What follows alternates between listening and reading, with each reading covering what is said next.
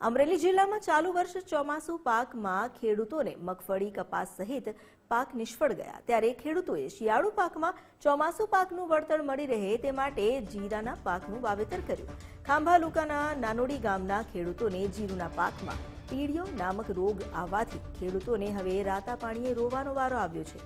જીરાના પાક ઉપર આવતા પીળિયા નામના રોગને કારણે પાક નિષ્ફળ જવાની ભીતિ છે। ખાંભા ગીરના મોટા ભાગના ગામમાં ખેડૂતોને પાકમાં પીળિયા નામનો રોગ આવ્યો છે, જેને કારણે છોડ આખા પીળા પડી સુકાવા લાગ્યા છે। મોંઘા ભાવની દવાનો છંટકાવ કરવા છતાં રોગનો ઉપદ્રવ જતો નથી। ખેડૂતો મુશ્કેલીમાં મુકાયા છે। આગમજેતીના પગલા રૂપે કૃષિ પ્રગતિ પોર્ટલ મારફતે અથવા તો ગ્રામસેવકો દ્વારા કે પ્રેસ આઉટ મારફત સંબંધિત ખેડૂતોને નિયંત્રણ બાબતના પગલાં લેવા માટે અનુરોધ કરવામાં આવ્યો હતો। ખેતીવાડી અધિકારી જે.કે. કાનાણીએ ખાસ કરીને આ રોગ અને સુકાળા નામના રોગ એકવાર આવી ગયા પછી તેનું કોઈ નિયંત્રણ નથી તેવું જણાવ્યું। વૈજ્ઞાનિક ભલામણોને આધારિત ફૂગનાશક સહિત દવાઓ વાપરવી અને ખાસ કરી ભેજવાળા વાતાવરણમાં દવાનો છંટકાવ કરવાનું જણાવવામાં આવે છે।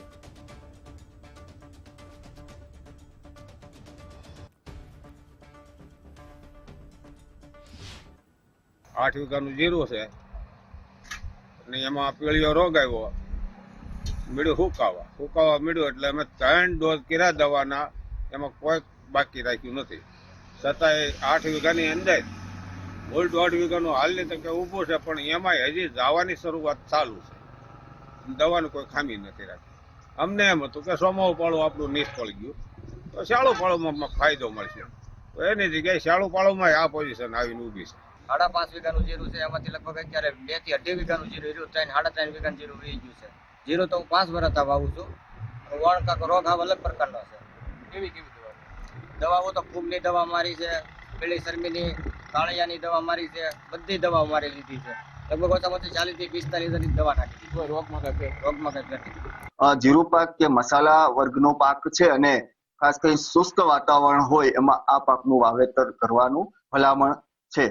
ખાસ કરીને ખાંભા અને ગીરકાંઠાના જે ગામડાઓમાં છે ત્યાં સામાન્યતર ભેજનું પ્રમાણ છે એ વધુ રહેતું હોય છે, જેથી કરીને પાછોતરા વરસાદની અસર તેમજ વૈજ્ઞાનિક ઢબે જો ખેતી કરવામાં આવે તો સુકારા સામે સારું એવું નિયંત્રણના પગલાં લઈ શકાય છે।